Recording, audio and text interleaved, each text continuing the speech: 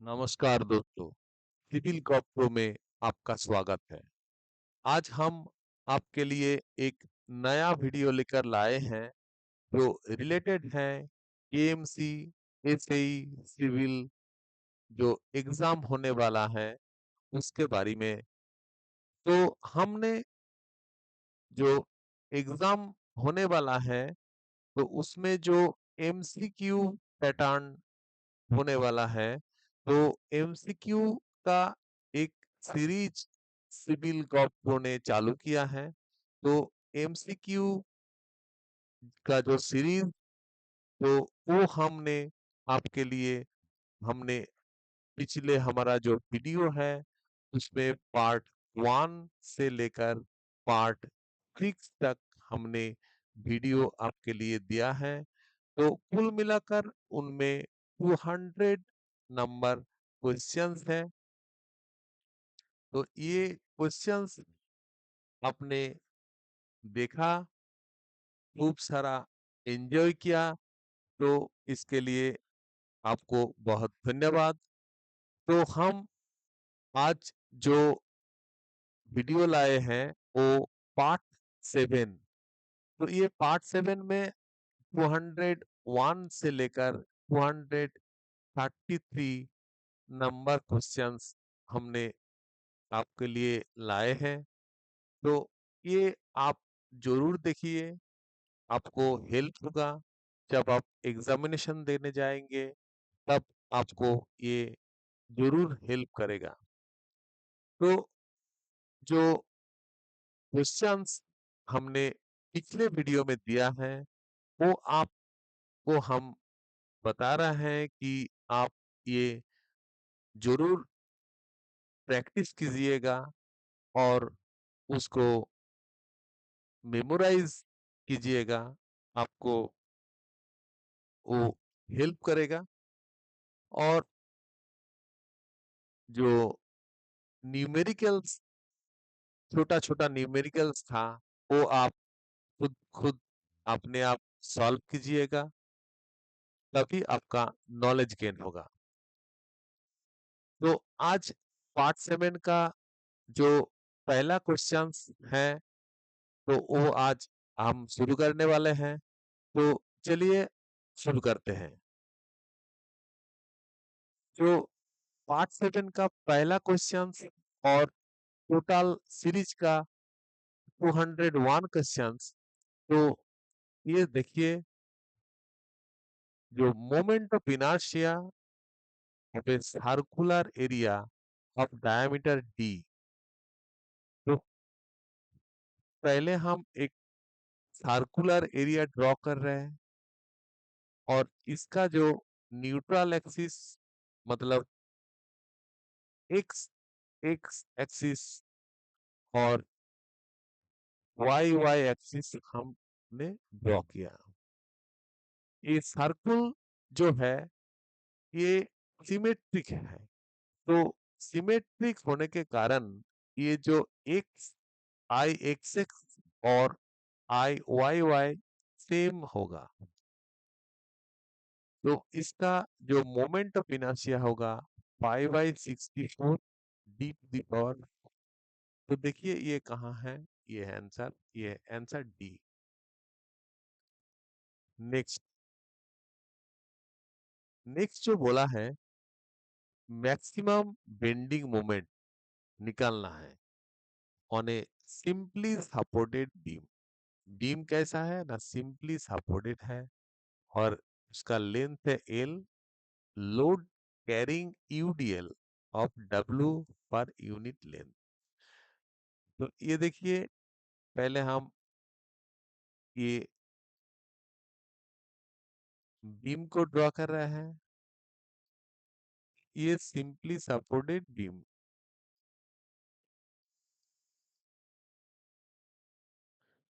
इसका लोडिंग है UDL W पर लेंथ। लेंथ इसका है एल। ये देखिए सिमेट्रिक है। तो सिमेट्रिक है तो हम पहले इसका टोटल लोड निकाल रहा है। टोटल लोड कितना है ना, W into L, total load. तो सिमेट्रिक होने के कारण ये रिएक्शन जो है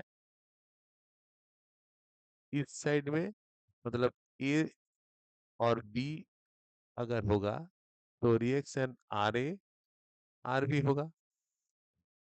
तो R A equals to R B W L by two. Maximum bending moment किधर होगा, मिड में होगा। तो ये है एल बाई टू में मैक्सिमम बेंडिंग मोमेंट होगा।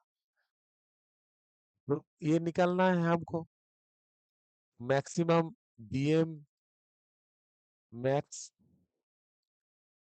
Equals to W L by two into L by two minus ऊपर में क्या है, W into L by two into L by two into L by two, ये जो एल बाई टू है उसका mid L one by two. तो देखिए ये हो रहा है क्या, W L square by four minus W L square by eight equals to W L square by eight. तो आंसर है ए। हमने देखिए ये कैलकुलेशन अब करके आपको दिखाया। आप ऐसे ही प्रैक्टिस करना। जब ऐसे प्रैक्टिस करेंगे तो आपको जैसा लोडिंग देगा ना, अगर लोडिंग चेंज कर देगा, मान लीजिए लोडिंग आपको सिंपली सपोर्टेड दिया, सिंपली सपोर्टेड दिया तो लोडिंग कर दिया ऐसा, आप मैक्सिमम बेंडिंग मोमेंट खुद ब खुद निकल सकता है। इससे साथ आपको ऐसा एक कंसंट्रेटेड लोड भी दे दिया तो आप निकाल सकते हैं। तो ये आपको जस्ट मेमोराइज नहीं करना कि simply supported beam UDL W L square by eight, ऐसा मत करना। आप कैलकुलेशन कर लीजिए, हमने दिखाया। आप एक नोट आपको ये करना है तो एक नोट में आप जरूर कर लीजिए। नेक्स्ट हम जो क्वेश्चंस है हमारा, maximum bending moment on A cantilever length L with a point load W at end occurs at, maximum bending moment कहाँ होगा। तो ये देखिए ये कैंटिलीवर बीम और इसमें W लोड दिया है। तो हमको जो क्वेश्चंस में दिया है और उसको क्वेश्चंस में जो रिक्वायर्ड है वो है maximum bending moment occurs at। देखिए क्वेश्चन में occurs at कहाँ होगा, तो देखिए कहाँ होगा इसका,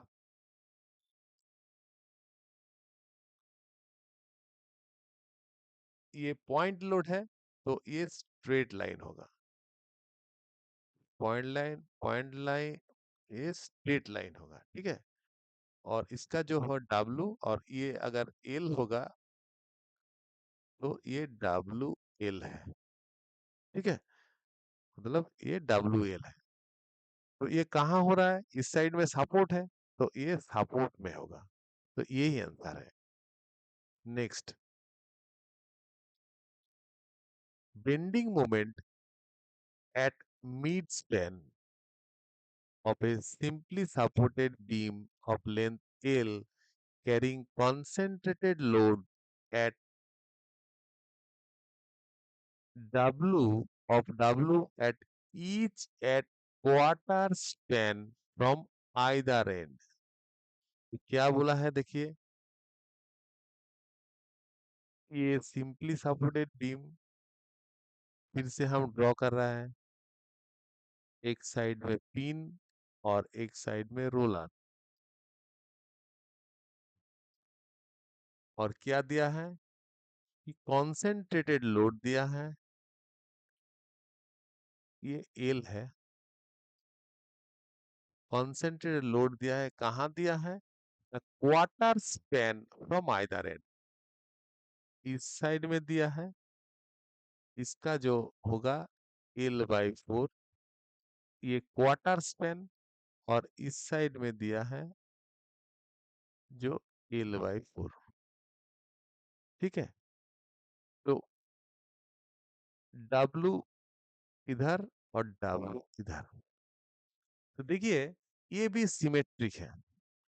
सिमेट्रिक होने के कारण इसका जो रिएक्शन होगा, इसका जो रिएक्शन, मान लीजिए ये ए, ये बी, तो reaction R A equals to W, और reaction R B equals to W. तो ये कहाँ निकालना है? देखिए ये bending moment at mid span, मतलब इस जगह में आपको निकालना है, इस जगह में आपको बेंडिंग मोमेंट निकालना है। तो R A equals to W, तो हम बी एम मैक्स कर रहे हैं, मैक्स। देखिए हम R A into load into distance, ये L/, ठीक है, माइनस ऊपर में देखिए डब्लू, डब्लू यहां से यहां तक इंटू L/4, ये भी L/4 है, ये W into L/2 minus W L/4, 4 WL minus WL/4। ठीक है, देखिए ये आंसर ए, WL/4। तो ऐसे आप कैलकुलेशन करनी चाहिए, आपको आसानी होगा जब किसी लोडिंग में देंगे तो आप बेंडिंग मोमेंट निकाल सकता है। तो next, the maximum deflection of simply supported beam of length L subject to a uniformly distributed load of total magnitude W। ठीक है, तो इसमें देखिए मतलब क्या है, ये सिंपली सपोर्टेड बीम है, ये सिंपली सपोर्टेड बीम यूडीएल दिया हुआ है, यूडीएल दिया है, और इसका जो मैग्नीट्यूड है, टोटल मैग्नीट्यूड दिया है W, टोटल मैग्नीट्यूड दिया है W। तो निकलना है कि डिफ्लेक्शन, तो डिफ्लेक्शन का शेप कैसा होगा, कि डिफ्लेक्शन का शेप ऐसा होगा। ठीक है, इस जगह में मैक्सिमम डिफ्लेक्शन आ जाएगा, डेल्टा मैक्स। तो डेल्टा मैक्स क्या है? तो डेल्टा मैक्स है 5/384 WL/EI। तो इधर है 5/384, ये बी आंसर होगा। ठीक है, next, statically determinate frames are, determinant होगा जब हमारा ये जो स्टैटिक्स का रूल्स फॉलो करेगा, तब ये डिटरमिनेंट होगा। स्टैटिक्स का रूल मतलब summation of horizontal force equals to zero, summation of vertical force equals to zero, summation of moment equals to zero. इधर दिया हुआ है देखिए कि those which can be analyzed by simple rules of static, यही simple rules है, तो ये जो फॉलो करेगा तो ये डिटरमिनेट फ्रेम्स हम कहलाएंगे। Next, retaining wall is necessary. मतलब रिटेनिंग वॉल कहाँ नेसेसरी होगा? Is necessary to retain earth pressure or water thrust to counterbalance complex upward thrust due to earthquake. Cross-sectional area of all members are equal to retain the lateral pressure due to snowfall. ये answer होगा to retain earth pressure और water thrust, ये answer. Next, under normal dead and live loads, the bottom members of simply supported lattice girder is subjected to। तो ये जो girder होता है कि मान लीजिए ऐसा एक ट्रास का है, ये जो गार्डर होता है कि ये तो ये जो है ये टेंशन मेंबर होता है, ठीक है। तो टेंशन मेंबर होता है, तो ये इसलिए जो बॉटम मेंबर तो ये टेंशन होगा। Next, failure of a dam occurs. मतलब डैम कैसे फेलियर होता है? तो ये देखिए दिया है, due to overtopping resultant force is outside the middle third of the base where there is no water on the dam base. There, when there is excessive new fall, ये snowfall होगा, ये snowfall from impact due to wind pressure, ठीक है। तो answer है ये due to overtopping and resultant force is outside the middle third of the base. तो ये देखिए डैम का ख्याल हो गया। तो इसका जो मिडिल थर्ड, मतलब इस साइड में अगर पानी होगा, पानी होगा तो ये थ्रस्ट देगा, हॉरिजॉन्टल थ्रस्ट। तो ये थ्रस्ट, ठीक है, और इसका जो ग्रेविटी है ये पार्टिकल देगा,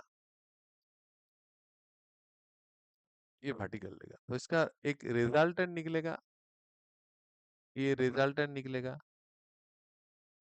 ये रिजल्टेंट जो है ये मिडिल थर्ड में होना चाहिए। मतलब ये अगर ये अगर बी होगा तो इसको हम तीन डिवाइडमेंट करते हैं, बी बाई 3, बी बाई 3 और बी बाई 3। तो ये बी बाई 3 जो है इसमें आपको जो रिजल्टेंट है उसको पास कराना है, ठीक है। तो ये होगा तो डैम सेफ होगा। तो इसलिए जो दिया है कि फेलियर होगा जब resultant force is outside the middle third of the base, outside the middle third of the base. यहाँ से बाहर जाएगा तो इस साइड जाएगा तो फेल हो जाएगा, ये अंदर में इसको रखना है, ठीक है। नेक्स्ट, नेक्स्ट जो देखिए एक न्यूमेरिकल दिया हुआ है। ये न्यूमेरिकल में क्या बोला है देखिए, ए आरसी बीम मतलब reinforced concrete beam of 30 centimetre with into 60 centimetre depth has a span 6 meter long The required tension reinforcement at mid span, if the beam carrying 800 kg per meter in addition to its own weight, in addition to its own weight. तो देखिए, हम दिखा रहा है कि ये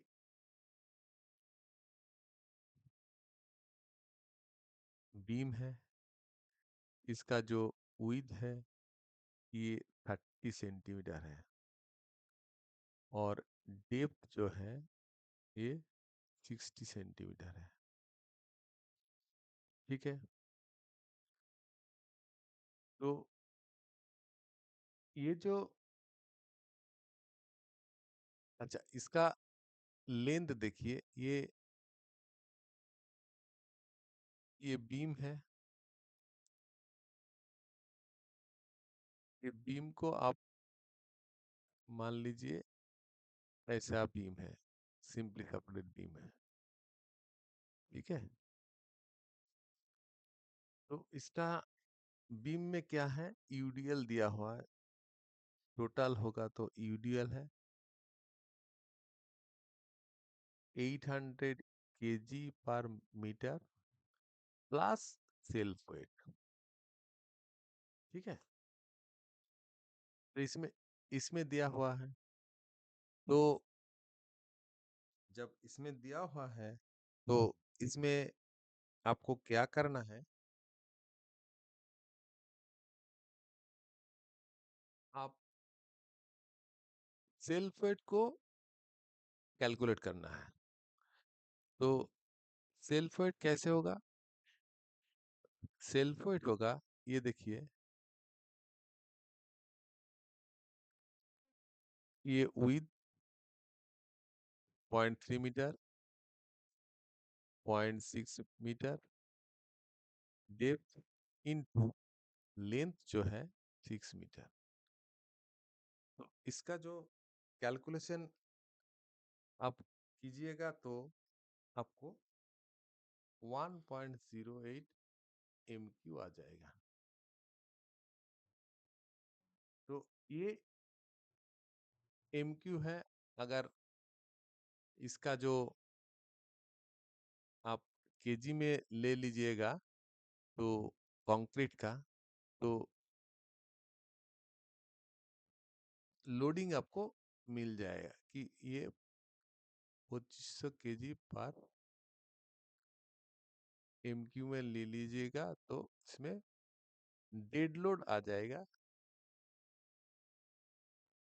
ये into 1.08। ठीक है, तो आप अगर ये कर लीजिएगा तो ये आ जाएगा 2700 केजी और टोटल आ गया पर मीटर में कितना होगा, 00/6 405 केजी। ठीक है, तो इधर पर मीटर में दिया है, तो इसलिए हम इधर कर रहे हैं कि 800 प्लस 450 इतना केजी पर मीटर। अभी आपको जो क्या निकलना है कि टेंशन, टेंशन के लिए A S T equals to M into sigma S T into J into D. ठीक है, तो ये डी तो ओवरऑल है। अभी इधर रेनफोर्समेंट लगाएंगे तो इसका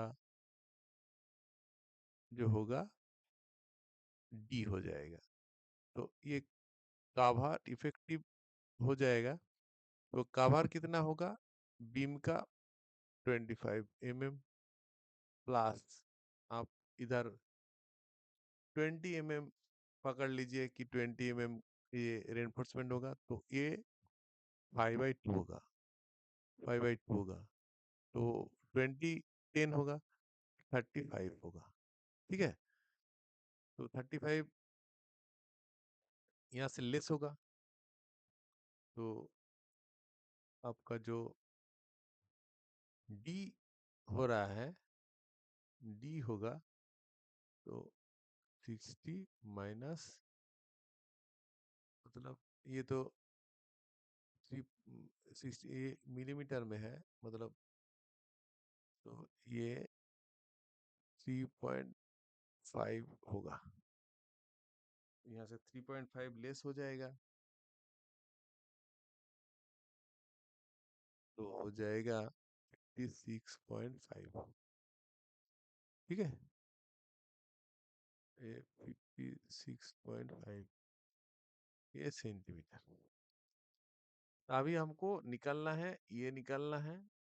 ठीक है, तो ये सिंपली सपोर्टेड बीम अगर होगा तो हमने पहले ही किया है कि उसका जो बी एम मैक्स है वो WL² बाई 8। तो W क्या है, W निकल गया हमारा, देखिए ये W हो गया। तो आप ये कर लीजिए कि 1250 into 6² by 8 equal to 1250 into 6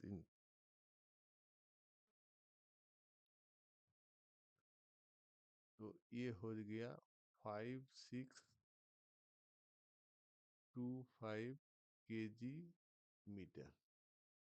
ठीक है, तो अगर ये इसमें AST इक्वल्स टू आप इधर लगा दीजिए 5625 डिवाइडेड बाय सिग्मा ST आप 14 से ले लीजिए इंटू 0.91 इंटू D 56.5। तो आपको देखिए ये जो आंसर देखिए आपको आ जाएगा। ठीक है,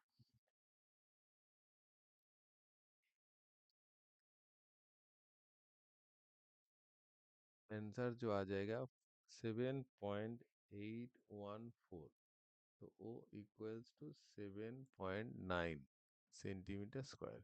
तो ये आंसर हो जाएगा। तो ये देखिए आप आहिस्ता आहिस्ता करके पेन पेपर लेकर आप ये कर लीजिए, आपको नॉलेज आ जाएगा। ठीक है, नेक्स्ट नेक्स्ट जो बोला है कि square column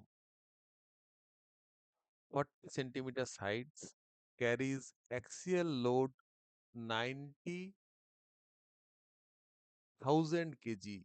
The required vertical steel reinforcement for a column. तो ये स्क्वायर कॉलम दिया है, तो ये देखिए स्क्वायर कॉलम ये है 40 सेंटीमीटर और इधर भी 40 सेंटीमीटर, और इसमें लोड दिया है, कितना लोड दिया है 90,000 kg। तो इसका जो हमारा पी लोड है, ये पी लोड के लिए जो हमारा फॉर्मूला है वो है P equals to sigma CC into A C C plus sigma S T into A S C. तो ये तो ए ए सी सी जो है एरिया ऑफ कंक्रीट, तो ये एरिया ऑफ कंक्रीट होगा 440 into 40 minus A S C जो है वो होगा। तो ए एस सी जो होगा, ठीक है। तो हमको ये पी मतलब 90,000 equals to sigma C C हम 5 ले लेते हैं into 40 into 40 minus A S C plus ये जो एस टी है 1400 इंटू ए एस सी। तो ये आप कर लीजिए, ठीक है। इसमें देखिए आपको आंसर, तो ये करके देखिए आंसर आ जाएगा। तो ये जो आंसर है, तो ये आप क्या करना है, आपको निकलना है और हमको कमेंट में इसको बताना है। कमेंट में आप बताइएगा। हम नेक्स्ट में चलते हैं। देखिए base width of the above column when soil has a bearing capacity 10 ton per meter square। तो ये एक कॉलम है, हमको ये बेस विड्थ निकालना है, ठीक है। तो ये बेस विड्थ मतलब बेयरिंग कैपेसिटी देखिए ये दिया है, तो बेयरिंग कैपेसिटी दिया है 10 टन पर मीटर स्क्वायर। तो एरिया जो होगा, तो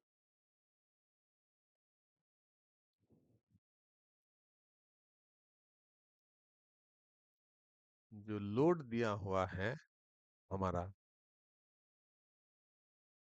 हमारा जो देखिए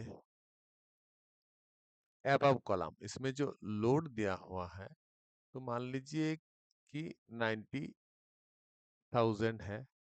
तो इसे 90,000 अगर है, तो 90,000 में आप सेल्फ वेट ऐड कर लीजिए 10%। तो 10% ऐड करने से ये हो जाएगा 99,000, ठीक है। 99,000, तो ये हो जाएगा आपका देखिए the KG equals to 99 ton. तो 99 डिवाइडेड बाय 10, ये टन पर मीटर स्क्वायर, तभी का हो जाएगा एरिया 9.9 मीटर स्क्वायर, ठीक है। तो ये एरिया हो गया 9.9 मीटर स्क्वायर।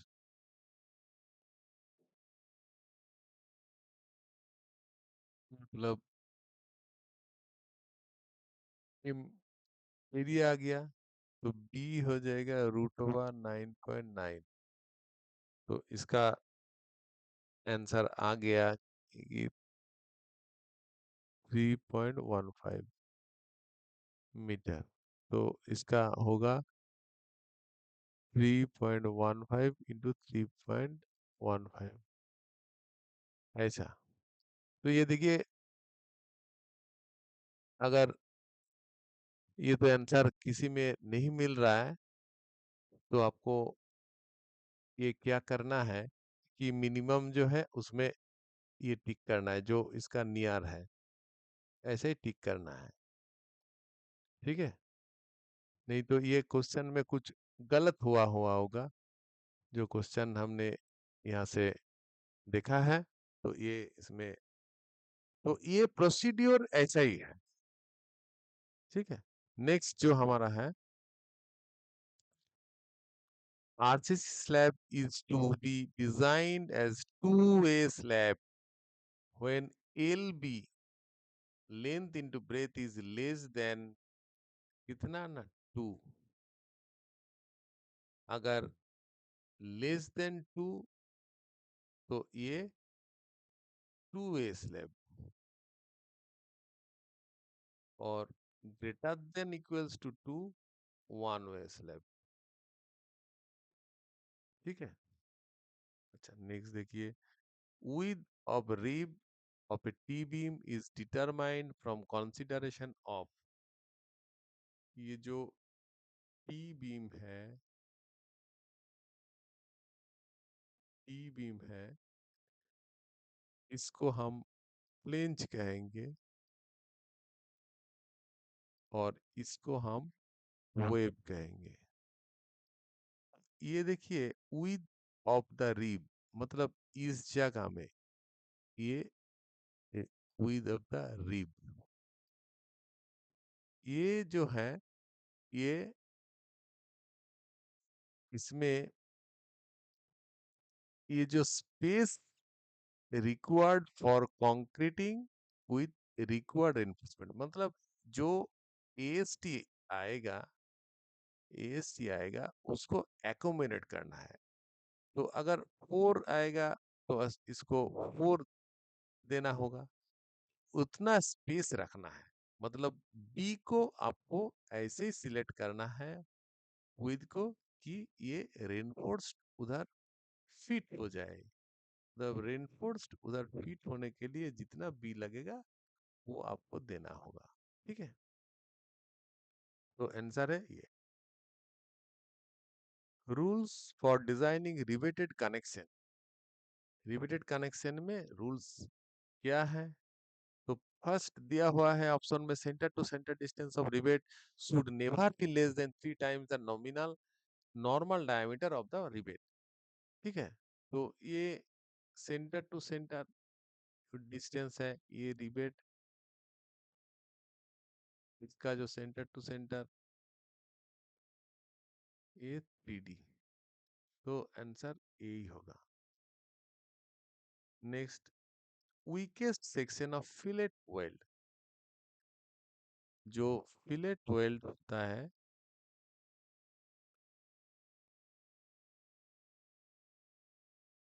तो ये जो है, इसको हम थ्रोट कहेंगे।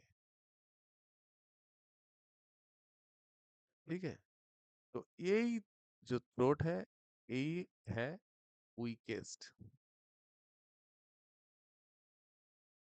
ठीक है, तो आंसर होगा throat of the fillet. Next, tension member of a simple truss with angle section should be designed for, जो सिंपल स्ट्रास है एंगल सेक्शन में, तो वो जो टेंशन मेंबर है, मान लीजिए बॉटम मेंबर टेंशन है, तो ये टेंशन जो मेंबर है, इसको हमको जो डिजाइन करना है वो नेट एरिया में करना है, नेट एरिया में करना है। मतलब जो इसमें रिवेट होल होगा, ये रिवेट होल को डिडक्ट करना है ग्रॉस एरिया से, मतलब ग्रॉस माइनस रिवेट होल्स, तब आपको नेट मिल जाएगा। तो ये नेट हो जाएगा। यहाँ इधर देखिए, gross area minus rivet hole only, तो एक करने से नहीं होगा, जितना रिवेट है वो उसको होल्स को करना है। ठीक है, इसलिए इसको नेट एरिया में आंसर होगा। ये देखिए, stone aggregates normally used for construction work at Kolkata, Kolkata में जो है कंस्ट्रक्शन वर्क होता है, तो उसमें कहाँ से स्टोन एग्रीगेट आते हैं? तो ये आते हैं पाकुड़ बिहार से।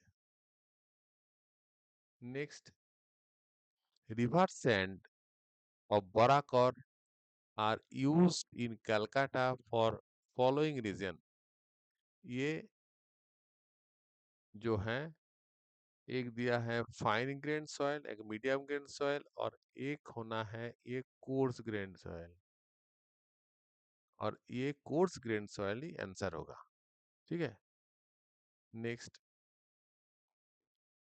For using concrete in any concrete construction work, concrete should be tested. Concrete का जो टेस्ट होता है वो for consistency and compressive strength. तो आंसर होगा ए। मोटर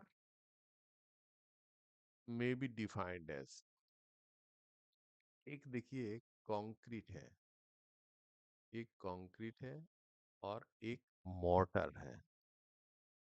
तो कंक्रीट में क्या होगा? सीमेंट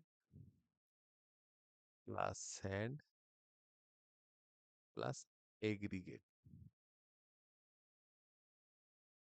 ठीक है, मतलब स्टोन चिप्स, स्टोन। और मोटर में सीमेंट प्लस सैंड। ठीक है, तो इधर देखिए, an admixture of clay and cement, ये होगा नहीं। An adhesive such prepared by cement and suitable chemical compound, a material composed of fine aggregates and cementing material which forms hardens mass after adding required quantity of water। यही होगा answer. Next, the purpose of foundation, foundation of A building. तो ये जो building है होता है, building होता है, तो ये बिल्डिंग में जो ऐसा फाउंडेशन दिया जाता है, मतलब ऐसे फाउंडेशन दिया जाता है, इसका पर्पस क्या है? इसका पर्पस है to avoid overloading of the soil beneath the foundation. Overloading जो है उसको अवॉइड करना है, अवॉइड ओवरलोडिंग। तो ये इसलिए ये जगह को विद कर रहा है कि ओवरलोडिंग जो है avoiding soil beneath the foundation. ठीक है, यही आंसर होगा। नेक्स्ट, द वाटर बेयरिंग, मतलब ये bearing capacity of soil recommended by IS in rock, rock में 30-40 केजी पर सेंटीमीटर स्क्वायर बेयरिंग कैपेसिटी हो। टाइप्स ऑफ टिम्बर, मतलब कुछ कुछ जगह में टिम्बर ब्रिज कंस्ट्रक्शन किया जाता है। तो what type of timber use होता है, वो जो सुटेबल है वो सालवुड है। ठीक है। नेक्स्ट जो है, type of foundation required for multi storeyed building. ये देखिए, अब ओईपी कर रहा है मल्टी स्टोरेड बिल्डिंग, अगर ऑप्शन में आपको दिखा जाए when bearing capacity of soil is low and possibility to unequal settlement, तो ये आपको पाइल, ये पाइल फाउंडेशन होगा। आरसी रैप फाउंडेशन जब होगा तब आपको उधर मार्सी लैंड अगर बोल दिया जाएगा कि मार्सी लैंड, तब ये रैफ्ट अप कर देना। ठीक है। Next, field levelling works are checked in the following ways: by connecting the field level to the original benchmark by different route, by continuing the field survey for a further length of kilometer, conducting a survey work by rise fall method, by changing the leveling stuff। ये answer होगा कि उसको आपको original benchmark को different root में अगर check किया जाएगा तो वो फील्ड चेक हो जाएगा।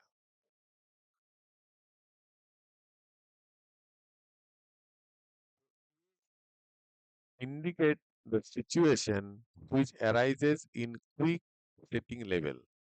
मतलब ये क्विक सेटिंग मतलब ये डम्पी लेवल। डम्पी लेवल में जब लेवल दिया जाता है, the levelling work is unnecessarily delayed as the leveling instrument is adjusted in the every setting. Leveling works are done quickly as minor adjustment is required in every setting. ये answer होगा। ठीक है, ये तो हो ही नहीं सकता कि levelling works become full of errors, changing of levelling start are necessary, ये नहीं। Contour intervals means, contour interval means मतलब ये मान लीजिए कि कंटूरिंग किया हुआ है,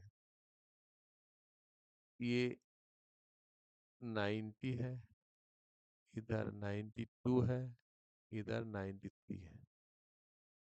तो ये जो डिस्टेंस है, इसको हम क्या कहेंगे? इसको कंटूर जो इंटरवल है, इसको हम इंटरवल कहेंगे। ठीक है, तो ये होगा, अगर इसको हम ये करेंगे तो देखिए ये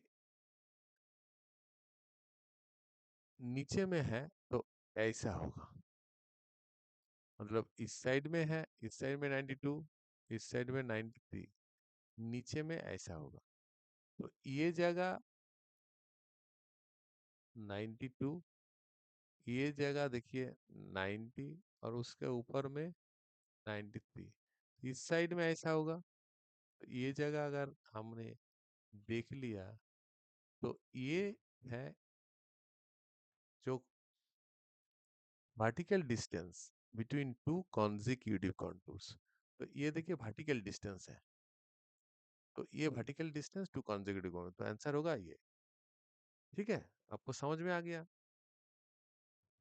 rise and fall system of level check, ये all intermediate back side fore side ये होगा, क्योंकि हमारा जो तो जब ये हम करते हैं तो बीएस, आईएस, एफएस, मतलब back side, intermediate side, fore side, फिर राइज,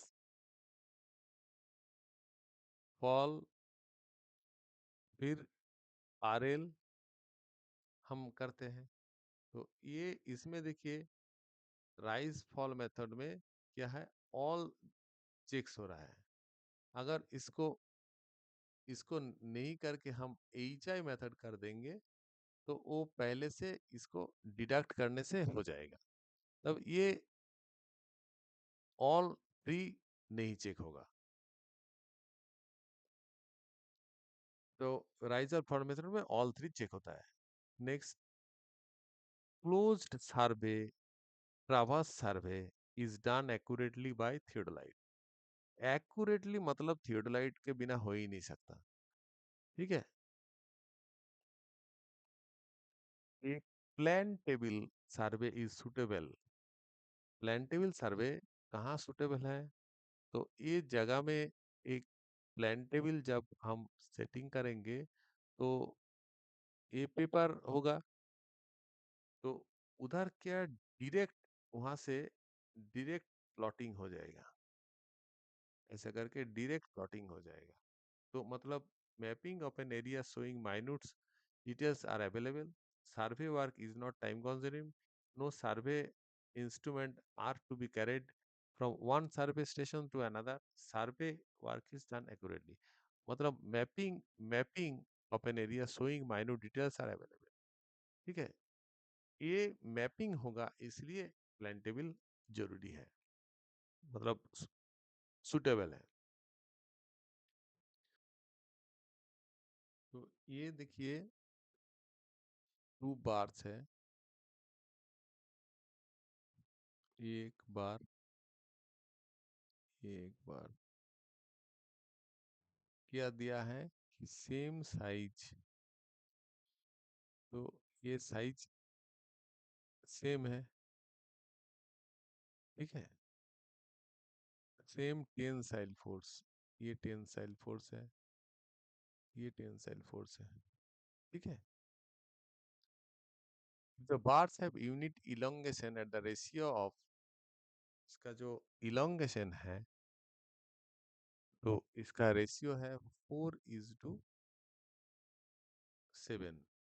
तो ये मान लीजिए ये 1 है, ये 2 है।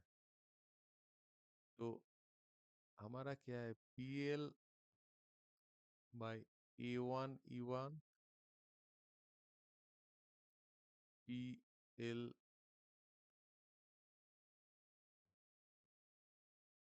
To A2 two. तो अगर इसको रेशियो दिया हुआ है, मतलब ये तो डेल L1, ये है डेल L2। तो ये बोला है कि bar, if the bar have unit elongation, मतलब ये 1, ये भी 1, तो इसका PL A1E1 इक्वल्स टू ऐसा होगा, ठीक है। तो लोड भी सेम है, मतलब ये कट जाएगा, L1 इक्वल्स टू L2 हो जाएगा, ये हो जाएगा, ठीक है। तो अगर ये हो जाएगा तो इसका मॉडुलस ऑफ ये क्या हो जाएगा कि ये देखिए, इलोंगेशन और the ratio of unit elongation और रेशियो ऑफ ऐसा है। तो आपको एरिया नहीं है E2/E1, ठीक है। इसमें देखिए ये जो रेशियो दिया हुआ है तो 7/4, ये E2 में आ जाएगा, मतलब ये 2 वाला है और ये 1 वाला है। तो 2 आगे आ रहा है तो इसमें ये हो जाएगा, इसमें ये हो जाएगा, ठीक है। तो हैव यूनिट इलोंगेशन रेशियो, तो हम इलोंगेशन रेशियो में लगा दिया कि del L2/del L1, तब ये आ जाएगा। तो ये आंसर होगा, ये 7:4, ठीक है। The ratio of maximum deflection of beam its span, ratio of maximum deflection of a beam to its span। तो मतलब अगर ये सिंपली सपोर्टेड बीम ही हम ले लेंगे तो इसका डिफ्लेक्शन अगर ऐसा होगा, ये मैक्सिमम है और ये लेंथ स्पैन है, ठीक है। तो हमारा ये क्या होगा, मतलब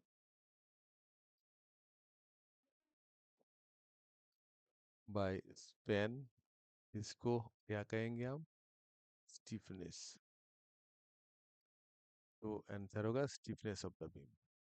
तो देखिए ये आज इतना ही, हम नेक्स्ट वीडियो लाएंगे। तब तक के लिए आप स्टे ट्यून रहिए फॉर मोर वीडियोस। तो ये आपको अच्छा लगा तो आप लाइक कर दीजिए, और आपको किसी दोस्त रिश्तेदारों को ये भेजना है तो शेयर भी कर दीजिए, और ये सब्सक्राइब आप करके रखिए कि अगर हम नए न्यू वीडियो हम लाएंगे तो आपको ये बेल आइकन अगर दबा लीजिए तो आपको नोटिफिकेशन आ जाएगा। तो आज के लिए इतना ही, धन्यवाद फॉर नेक्स्ट के लिए।